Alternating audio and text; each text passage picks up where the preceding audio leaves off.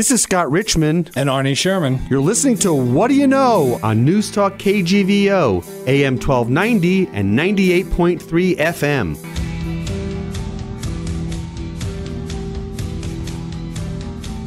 Arnie Sherman, good morning. It's a big one. Good morning, Scott. To our listeners, Scott's saying it's a big one because normally when we do our show, we have very interesting guests and we do our homework, but we often kind of wing it. You know, we're casual and relaxed. But this week, I believe we're playing way above our weight. And we have a daunting task in interviewing Joan Juliet Buck, the writer, editor, actor, fashion icon. I mean, she's not only... She's a good get.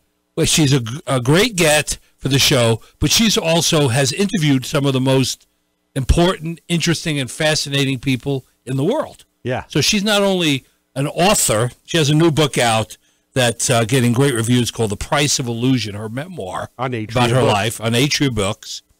But she was the editor of Glamour. She worked for Women's Wear Daily, Vogue, Vanity Fair, Condé Nast, Harper's Bazaar, New Yorker. And in the capacity of writing and editing, she has covered a landscape that is stunning. It's almost a virtuosity landscape of people, places, and things. Yeah. I mean, she interacted in her life with so many of the, elite of the art and culture world.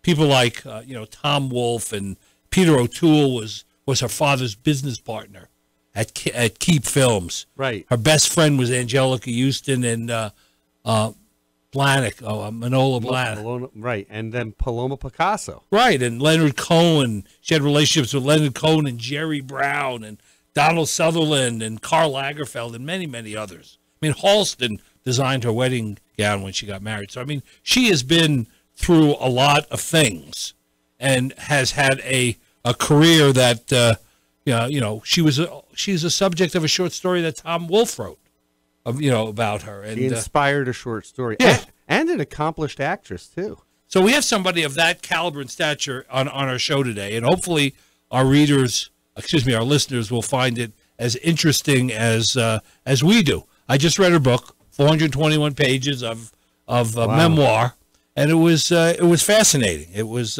witty, it was detailed, it was glamorous, and it was unforgettable and unforgiving at the same time. That's the way I saw it. Is this like I'm with the band for a new age? Like, remember Pamela DeBar, right? Yeah, this is more detailed because she kept diaries.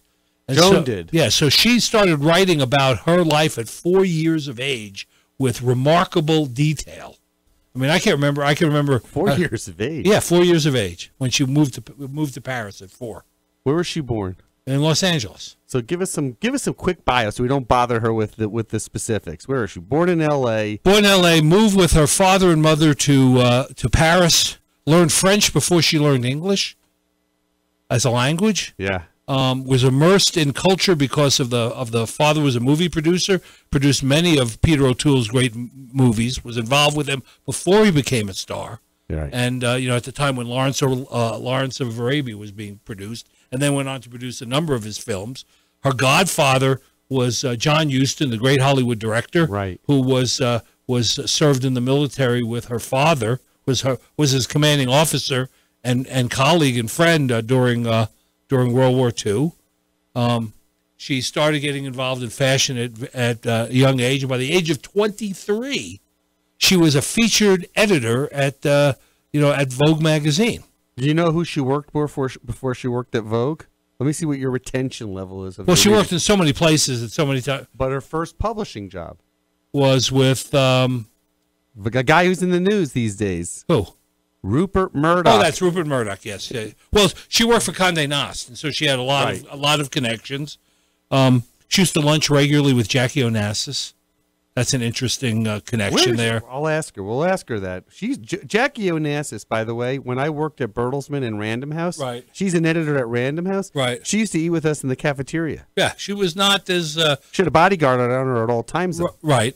But she was, of the people. So she became sort of the symbol of mod, in the 60s in Paris and London. She was going back and forth, Paris and London. Her family would hold court and have all of these famous art and culture icons hanging around, and that's the environment she grew up and flourished in.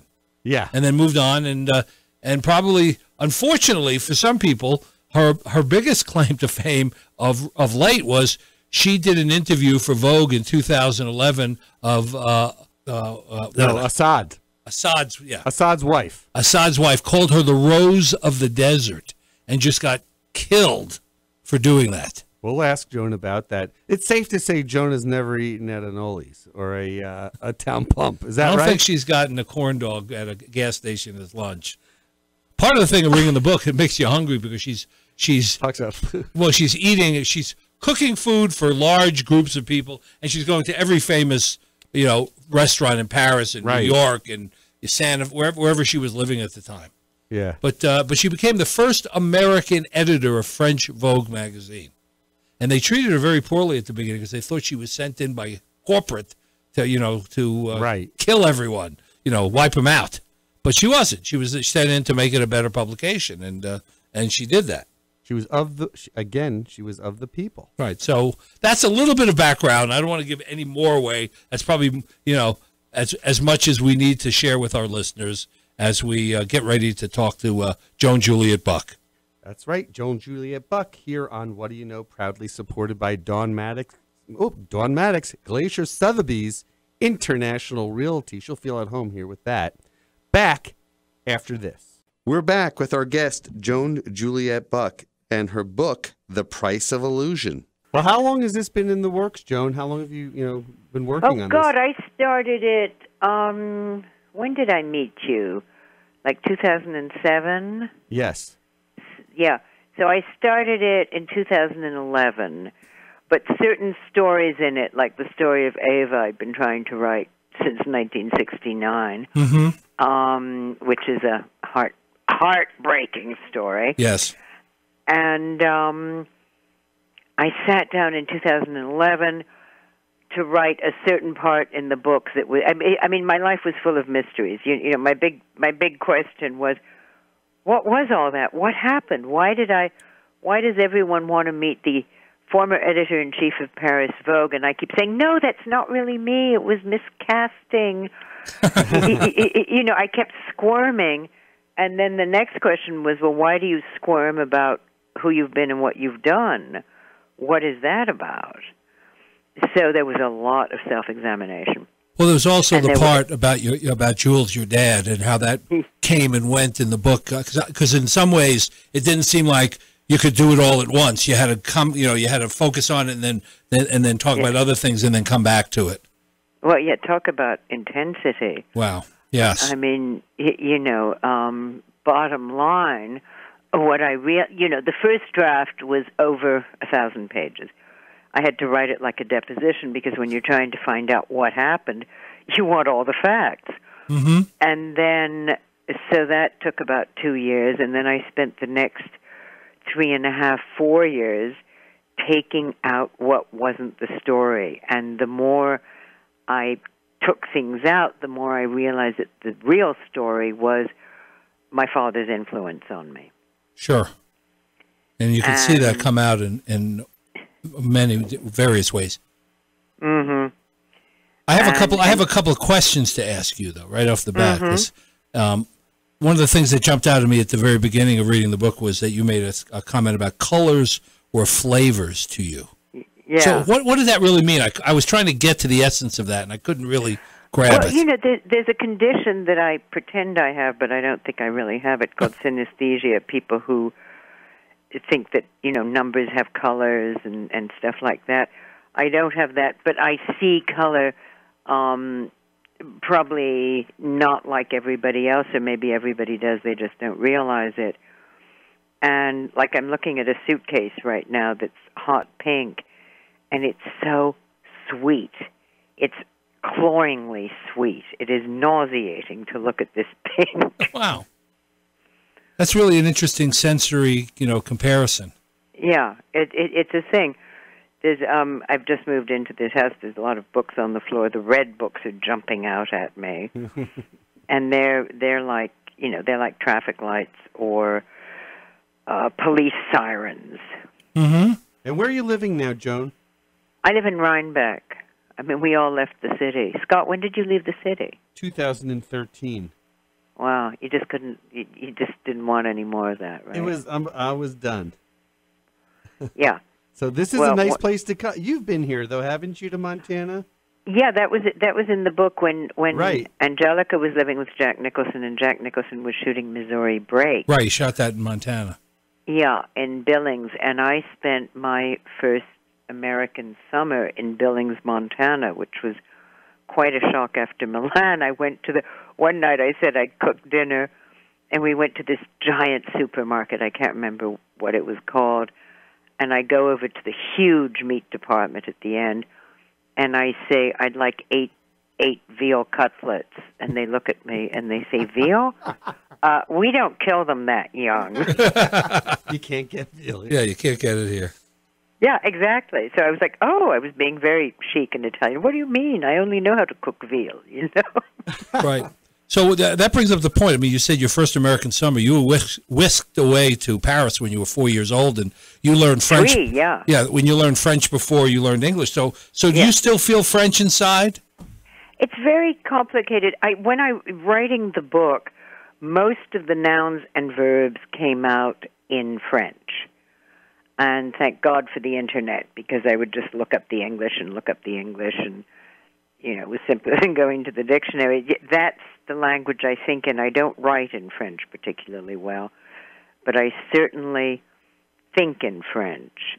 And the thing is, you know, what tripped me up in Paris when I was the editor of Paris Vogue, I'd been given the job because my French is quote unquote perfect. It's not really. But I'm not a French person inside, so I don't know how to scheme. I don't know how to manipulate. I don't know how to politic.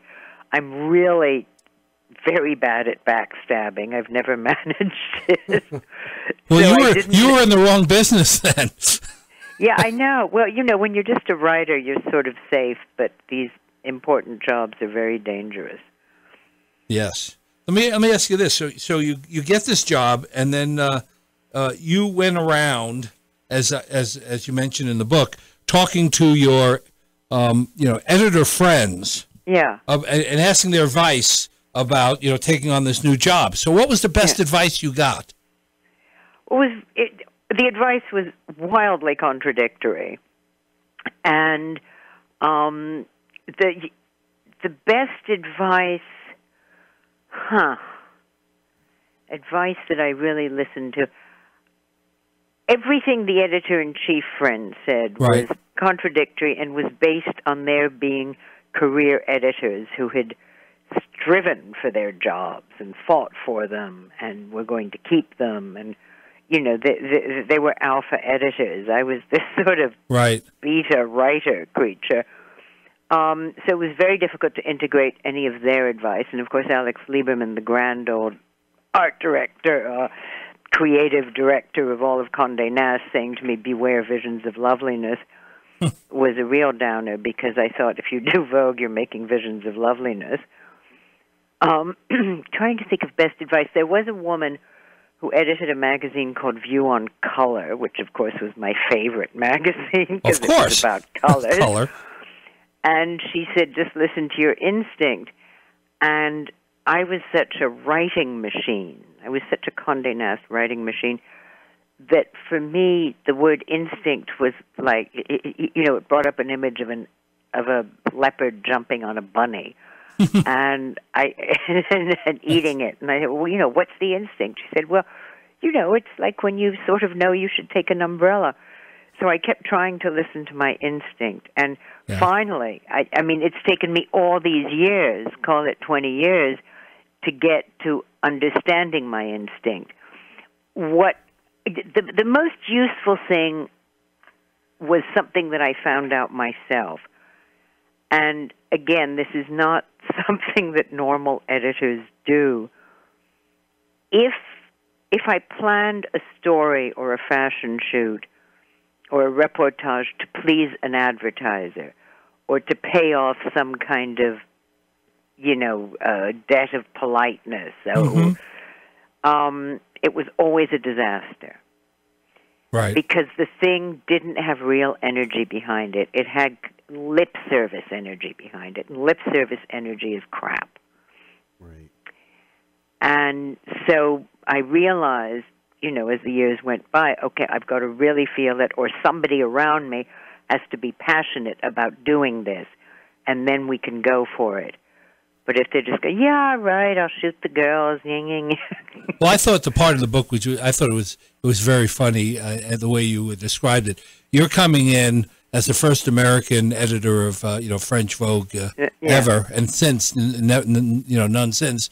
And after you read it, you find out that they kind of think you're coming in from corporate to really be a clean house, Exactly. and they give you that office that doesn't have a chair and it's the size of a kid's bedroom. I can imagine what you must have been thinking right at that spot at that time.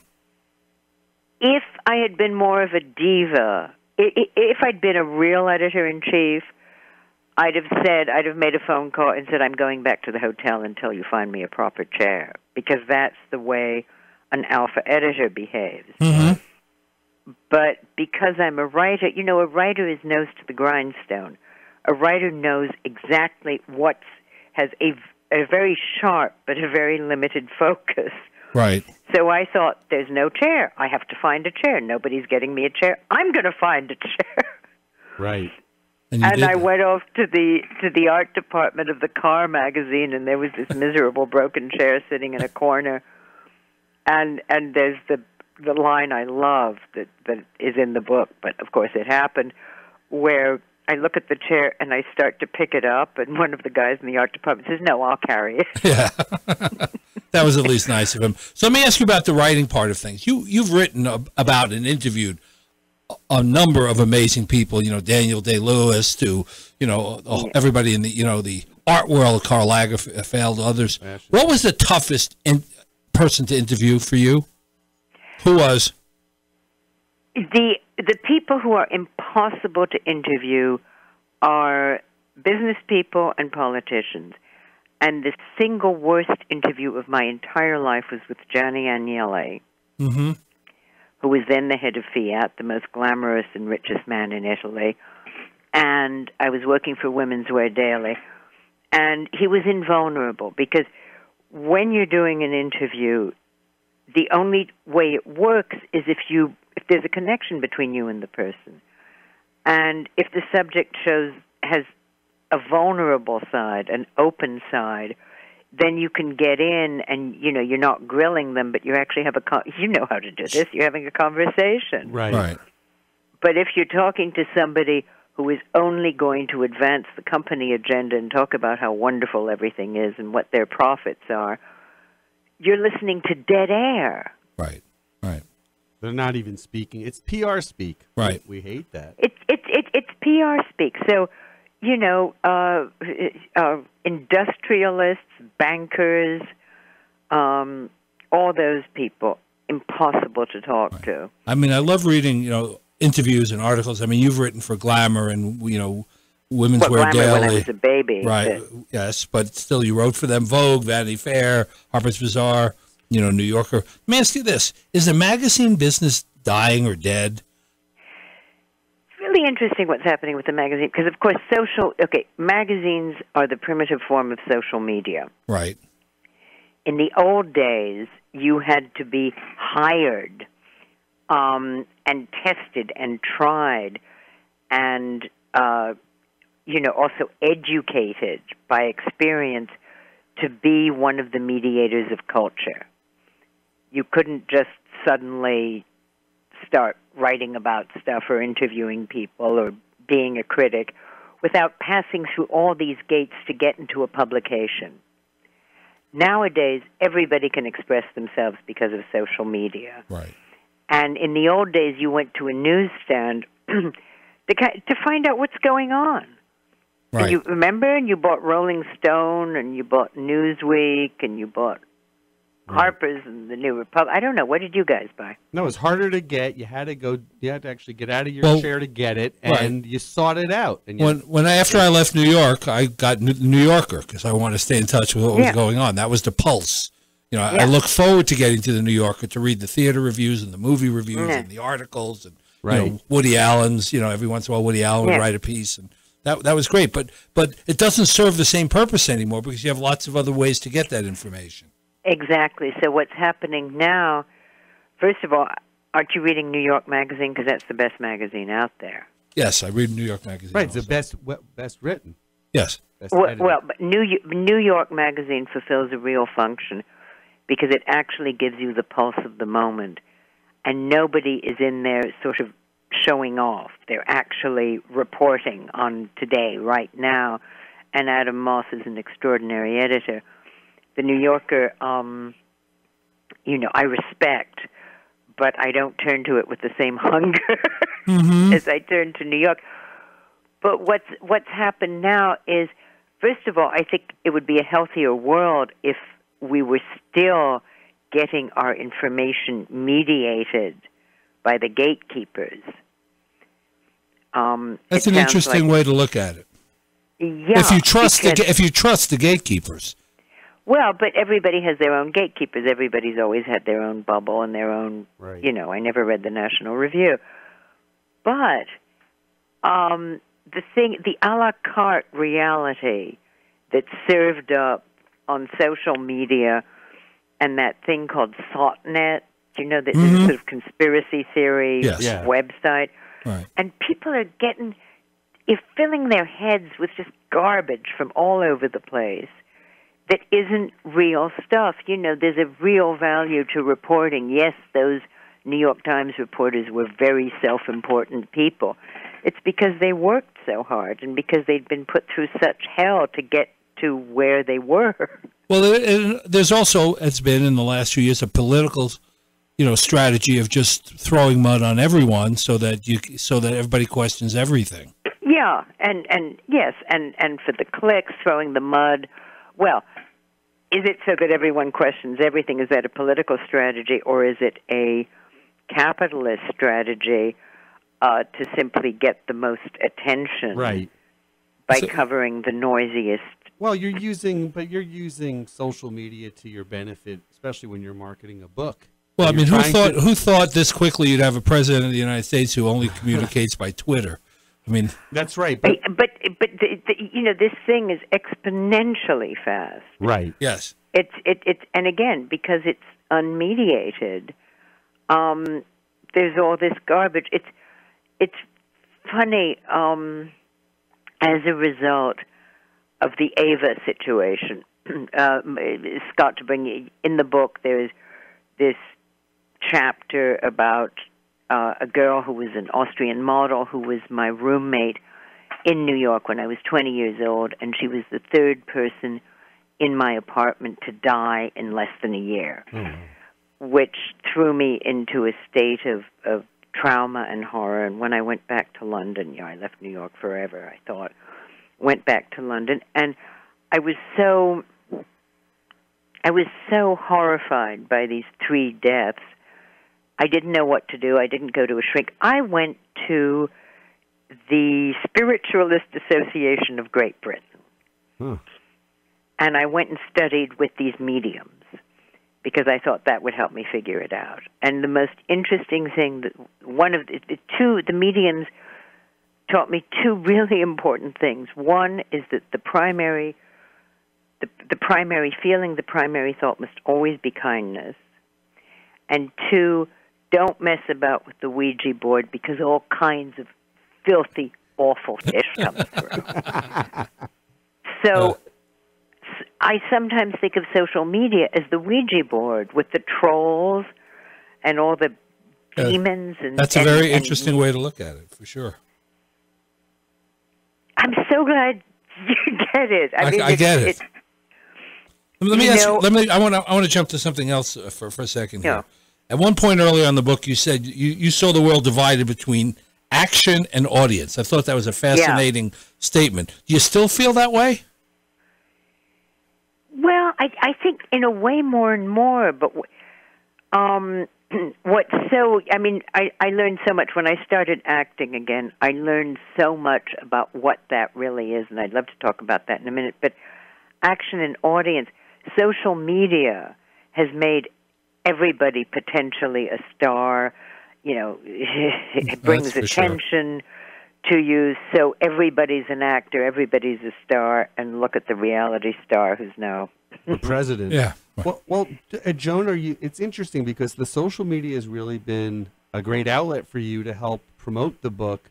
But are you able to carry on a dialogue with your audience through it?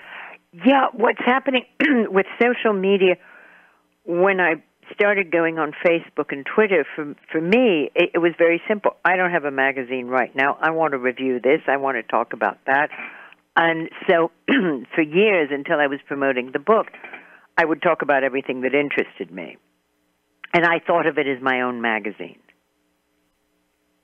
Isn't that interesting? Yeah, because she's her own brand. Right, exactly. You're your own brand. What I found... Well, I don't think...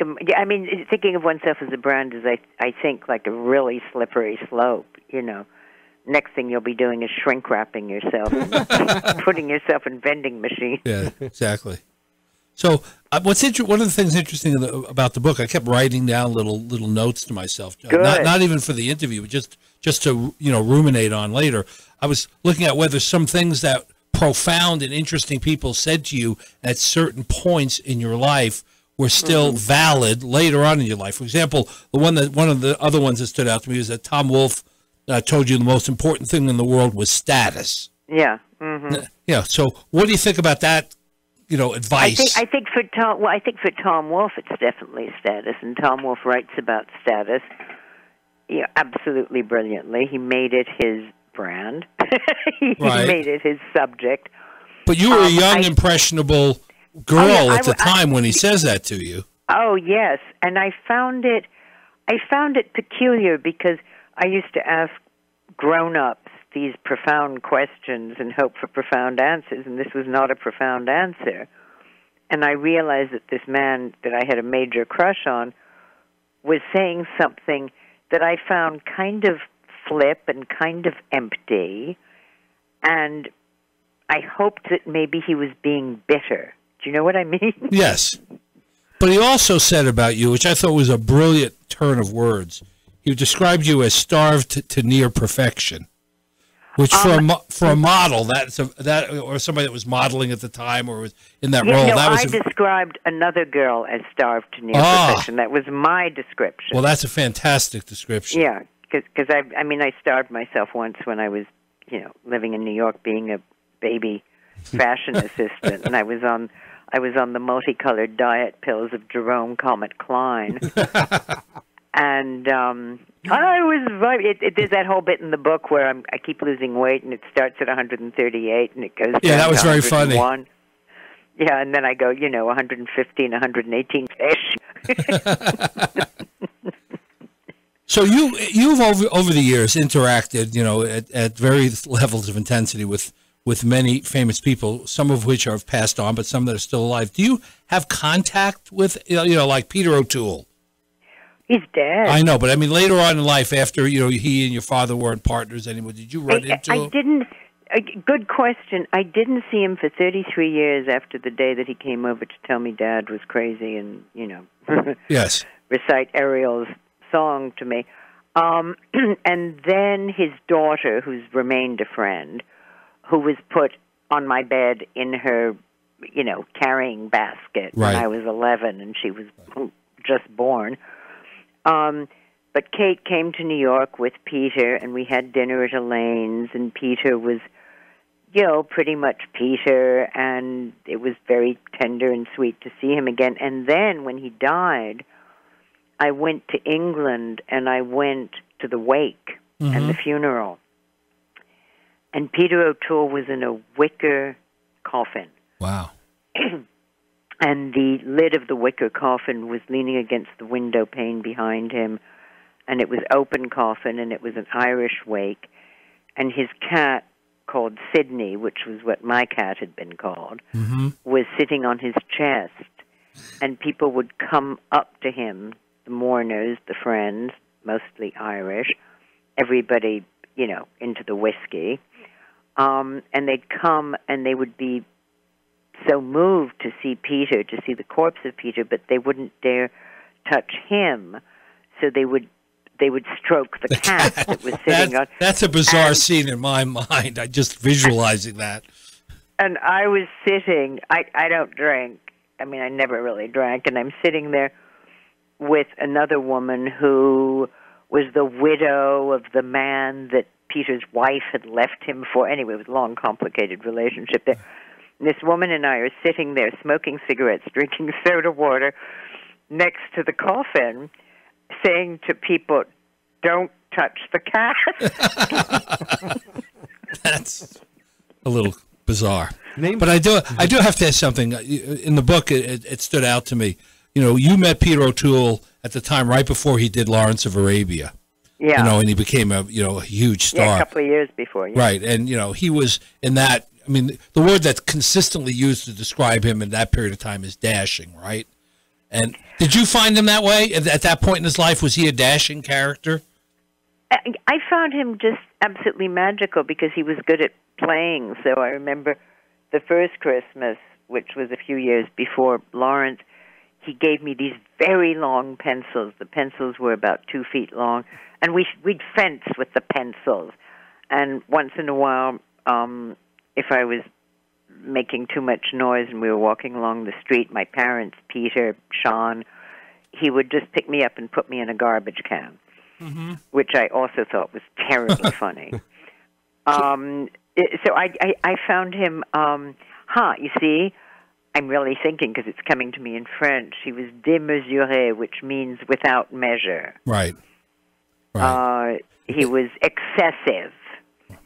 So and let's do a quick wonderfully excessive. Yeah. And then when I went to the premiere of Lord Jim with him, and he was in white tie and tails, and he was blonde, and he was gorgeous, and we went in the Daimler, and I just, even though at that point I'd known Peter for, 8 years or something, I was just holding my breath. I couldn't believe who I was sitting next to. Right, he was a real movie star. He was a real movie star. He was, yeah. Yeah, he's a real. So look, our guest is Joan Juliet Buck. The name of the book is The Price of Illusion on Atria Books. You're listening to What Do You Know on KGVO. So of all the movies that you also are a movie critic as part of your writing stuff. What movie of his, if someone wanted to see the definitive Peter O'Toole movie, is it Lion in Winter? Is it Lawrence of Arabia? Is it something later? Which one would you think? I think it has to be Lawrence. I mean, the films that Peter O'Toole and my father made together were, they were worthy and they were good, and God Knows What's New Pussycat is one of the funniest films ever. Yes. But for the Peter O'Toole who just takes your breath away, it's Lawrence of Arabia. Right, and he was in his 20s, right, when he did that role? He was, let me see, he was probably 28, 29, 30. It was dazzlingly beautiful. Well, it was a difficult role, and I mean, that movie, took 2 years to make? I mean, that was a long take. It took 2 years. There was a very long time in Jordan, and then they moved to southern Spain. And it was difficult. I mean, he was not he had the physicality of actors, so he could fall down easily. He could tumble and all that, but he wasn't a sportsman. And him on the back of a camel, there was quite a lot of camel training. And then occasionally Peter would come back from the set of Lawrence of Arabia. So this is, 1961. I remember him coming to my parents' house one day, and there was nobody there. And he'd just come back, and he wanted some soup, and he was with this guy who'd been a fixer or something in Jordan. And he came and he said, "This is shufti." And, of course, shufti sounded like shifty to me. And he said, "This is shufti. Will you make us some soup?" I was 12. So I opened a couple of cans of soup. I wasn't quite sure what I was doing. And it was the first time I'd seen the blonde hair. Yeah. And there were many, long monologues about camel saddles and the smell of a camel and what it's like when the camel stands up. Right. Because before that, he had curly black hair, right? And then he became the blonde. He had curly black hair and a bent nose. Right. And people still talk about Peter O'Toole. I saw Brian Cox, that wonderful actor. Great actor. The other night, and Brian was talking about Peter at Bristol. He never saw Peter at the Bristol Old Vic, but he said that Peter O'Toole, as a really young actor at the Bristol Old Vic, that was the greatest acting anybody had ever seen. Wow, yeah, he always stood out. Even in movies later on, when he did, My Favorite Year, and he did, he did the Alan Swan role, which was the Errol Flynn thing. He stole the movie from everybody else. Well, he was unbelievably magnetic, and then there was the he always wanted to be doing theater. Mm-hmm. So my father would produce these movies for Peter to be in, and then Peter would say, oh, God, I remember after, I think it was after Beckett, which was basically him and Richard Burton, what did he say? He said, oh, let's do a movie with some nice, soft ladies in it. so they found this script by a young comic called Woody Allen, his first script, right. and they What's made What's New Pussycat. Exactly. And then they did How to Steal $1 Million, which is also a wonderful movie. Mm-hmm. But then he did Hamlet, and he was directed by Laurence Olivier, and it was at the National Theatre, and the stage was very, very raked. And Peter and Laurence Olivier, I don't really know how well they got on because I was a school kid, but Peter O'Toole's imitation of Laurence Olivier always started, chaos is come again. That's great. Let me move on to somebody else that is alive and very active and vibrant now that you had a relationship with and maybe still do. That's what I was asking about, is Jerry Brown, governor of California now. I haven't seen Jerry in years, but I am so proud of everything he's doing. He's had one of the most remarkable careers of any American public figure. Yeah. All the different roles, governor, mayor, mayor of Oakland. Mayor of Oakland, head of the DNC. Yeah, back being governor again. All of it. What is extraordinary, I think Jerry Brown is one of the few people I've known of whom I can say they really lived up to their potential.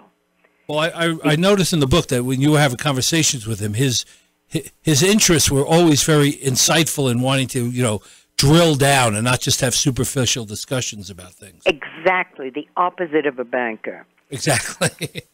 And this is why I was so entranced by Jerry Brown, and why I'm just still, it's not, I wouldn't call it entranced, but I'm dazzled by what he's done in California, because everything that made people make fun of him the first time around, Governor Moonbeam, right? Making exactly.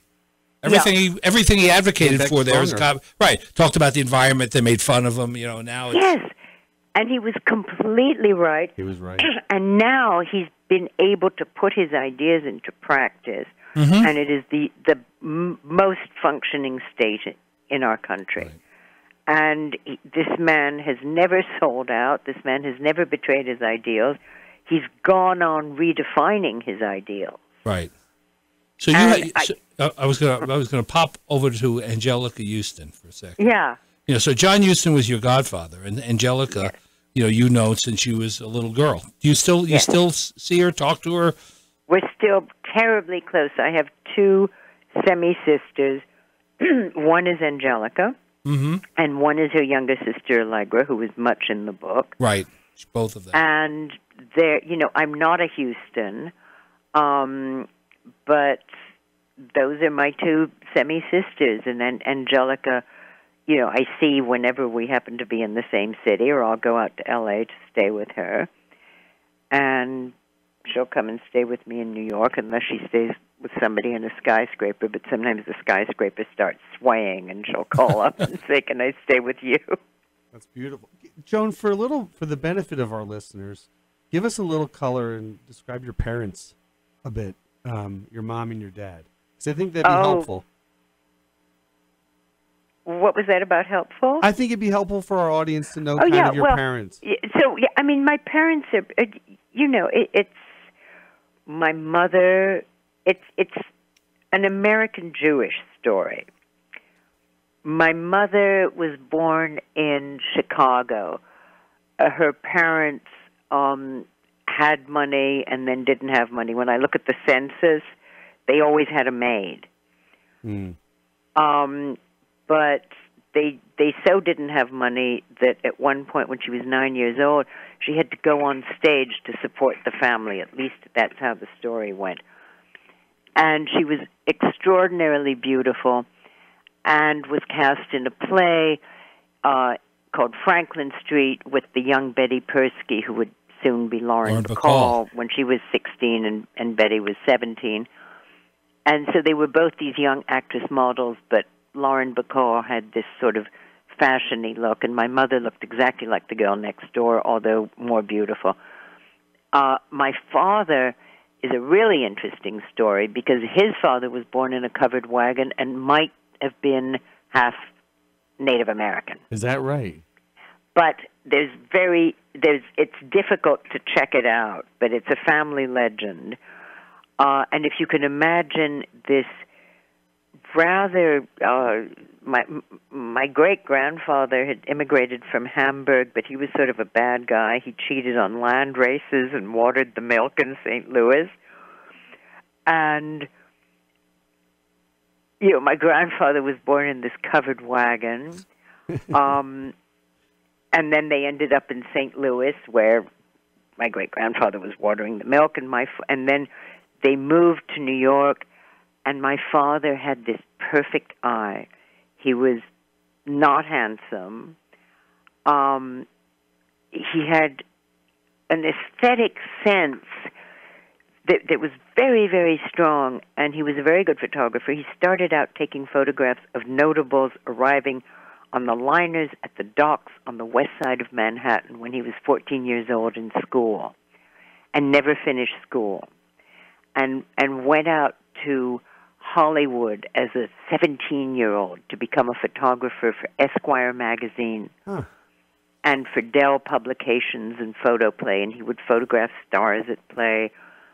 And then when the war happened, he joined up as a cameraman, and he shot 2 documentaries with John Huston.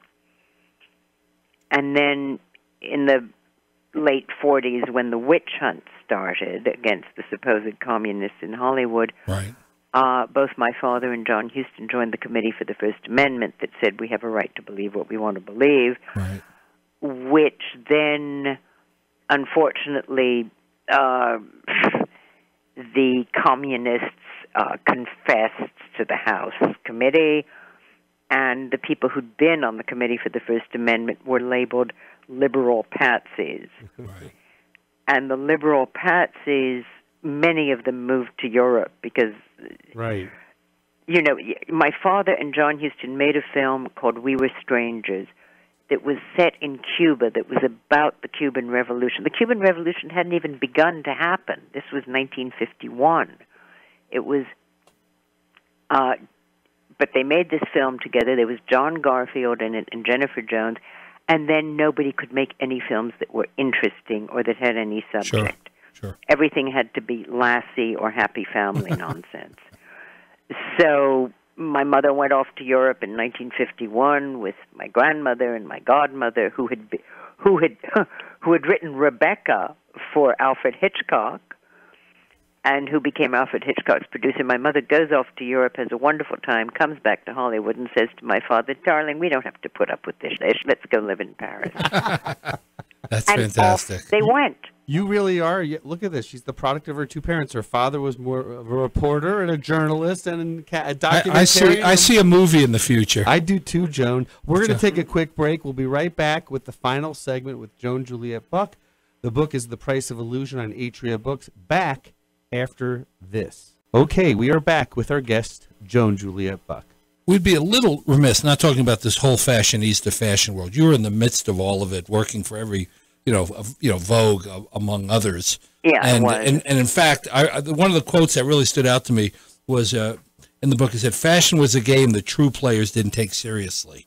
So what is serious or not serious about the fashion industry these days? Well, actually, that quote is about the fashion icons like Inez de la Fressange or Lulu de la Falaise, who everybody's photographing, but they're not fussing about what they're wearing. It's just instinctive. But but actually, people take the fashion world deadly seriously right now, and that's why it's actually so boring. Because fashion is supposed to be fun, and it's a very big business, and it's not that much fun. I don't know. I have one friend who's a designer, two friends who are designers: Pamela Barish in L.A. and Zach Posen in New York. But otherwise, I don't go near that world anymore. It's not interesting. But the time that you were heavily involved in it, when you had, wasn't it Halston who designed your wedding dress? Karl Lagerfeld. Karl Lagerfeld, and then the dress end up in the museum? You have a dress in a museum? Yeah, I have a few things in a museum. You give your clothes to the museum, right, and then they let you eat in the dining room for a year. With the trustees. So I do have to ask you about the Assad article, the Asma Assad article that you wrote, and you got some terrible heat for it. What happened there? What's your take on that? I wrote a piece in Newsweek in 2012 saying exactly what happened, which is that on the 1st of December 2010, an editor at Vogue called me and asked if I wanted to go interview the First Lady of Syria. And I said, are you out of your mind? I don't want to meet those people, and they don't want to meet me. They don't want to meet any Jews. And, oh, no. And then I said, send a political reporter. No, we want this to be about the archaeological sites in Syria and the excavations that the Louvre is going to be doing in Syria. And one of the things I'm almost as passionate about as I am about color is antiquity. I thought I would see Palmyra. I knew I would never go to that country otherwise, and at that point, apart from whatever they were doing in secret, there was nothing going on in Syria.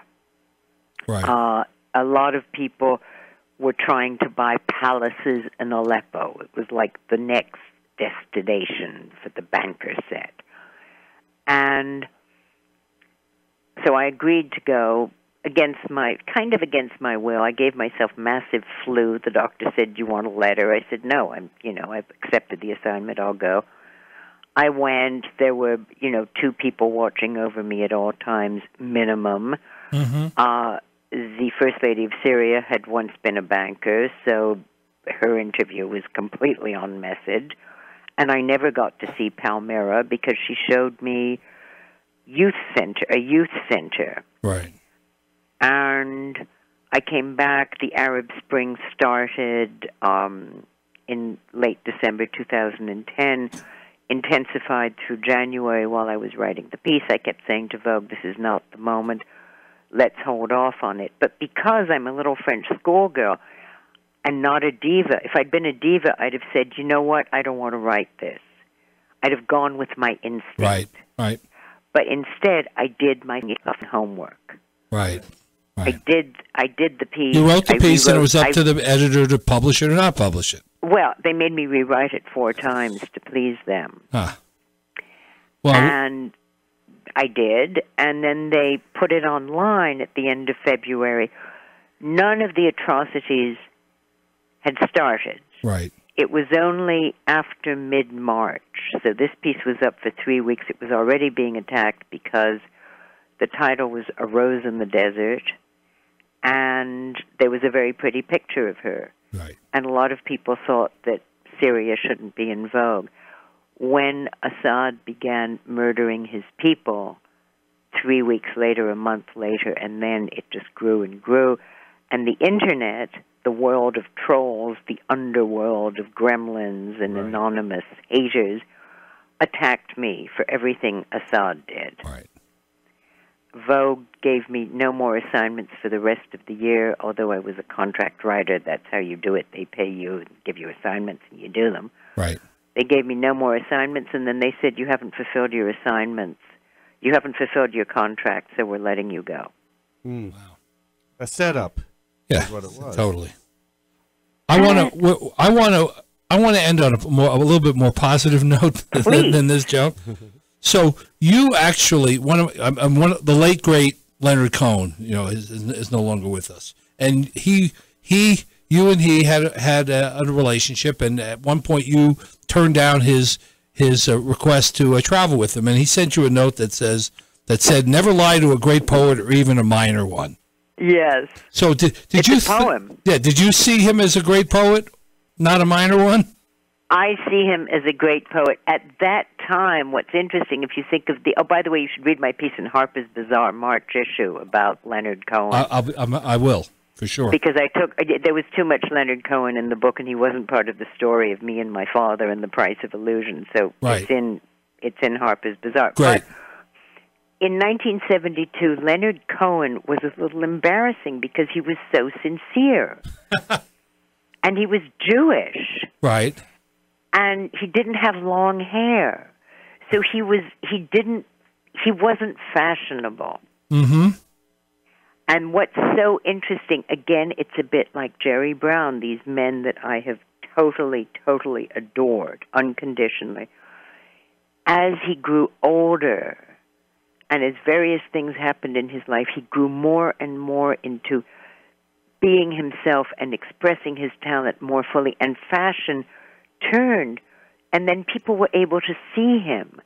And the last few years of concerts that Leonard was giving, the concerts would last 2.5, 3 hours. He would give everything. Everything he had, yeah. And in his 70s, he would get down on one knee. Did you see any of those concerts, yes. Josh? Mm-hmm. Oh, yeah, I definitely did. Yes. Remember the Beacon concert? Oh, yeah. And he got down on his knee, and he's singing, and he's like 75 years old. He played the Beacon, the Garden, and Radio. I want to say he played all three of our venues. venues. Yeah, he played all three. But you know the weird thing, because he always, he always got me into his concerts, etc. There was always somebody giving me tickets from him, but he wouldn't see anyone when he was doing those tours because of how much it took out of him. When I saw him at Madison Square Garden, I was pissed off that there were so many people in the audience. Because at the Beacon, it was intimate. Yeah, Garden, you can't be intimate. The Garden, it was like, this is my Leonard, and there's like, what, how many? 20,000. Yeah, 20,000. Yeah, 20,000 people. It's too many. Right. It is incredible. Okay. Lastly, you talk about the men that have profound effect on your life. Yeah. The part about Donald Sutherland, what was it about Donald Sutherland that got to you so deeply? You know, what interests me in men is intelligence, intensity, and vulnerability. Mm-hmm.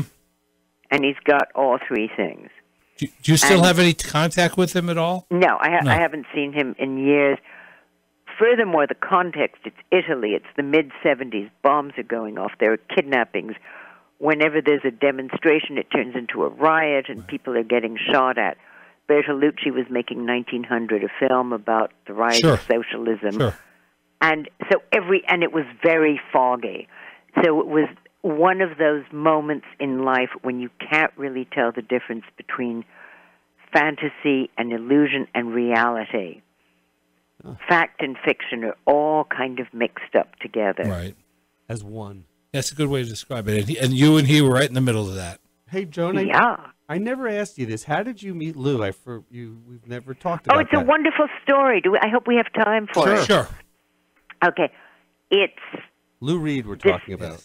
Lou Reed. It's December 2000. I have been relieved of my job at Paris Vogue.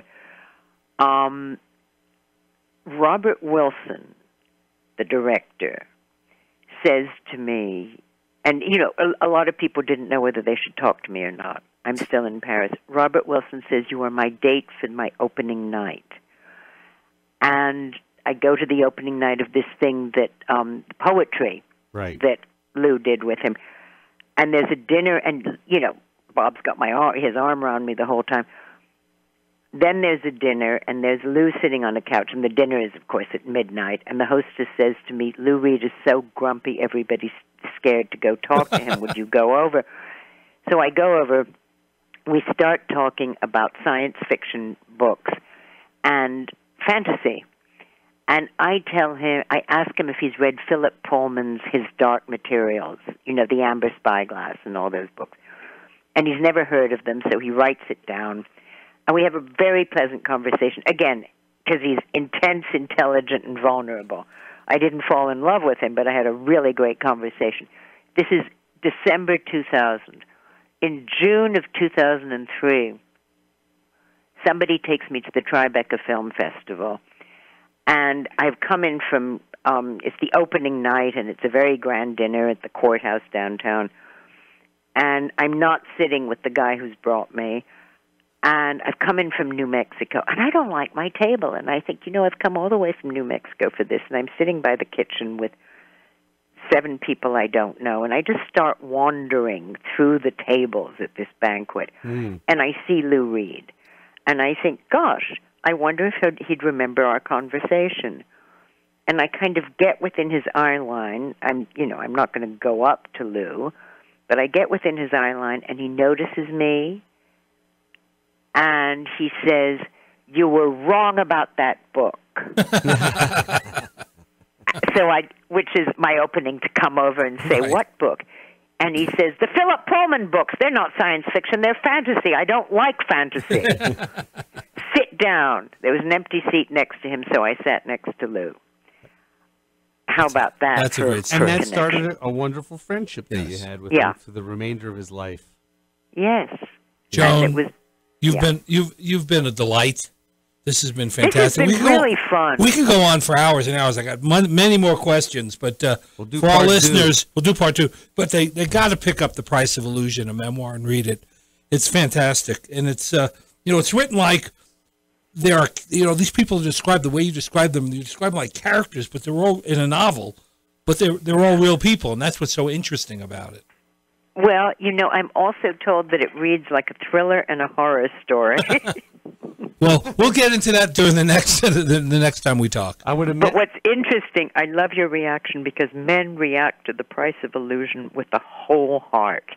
Yeah, it sucked me in from the first page, from the first sentence about Cottonwood. I was hooked. Arnie binged on this. He did a binge read. Yeah, I stayed up as late as I could reading it all literally I was writing notes. There was fantastic stuff in it all. Oh, is there a second? I'm hearing a lot of that. People send me, strangers send me messages at 7 a.m. I was up all night finishing it.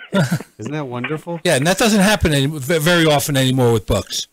I'm so pleased. And thank you for having me on. This was lovely. It was a pleasure. Scott, would you please stay in touch? Absolutely. I want to hear everything. You're great. Thank you so much. Thank you so much. We appreciate it. Thank you. Thank you for listening to What Do You Know? I can't wait for the next show, Scott. I'm excited too, Arnie. If you'd like to suggest a guest, send me an email at scottrichman@townsquaremedia.com. We'll see you next week. And thanks for listening to News Talk KGVO,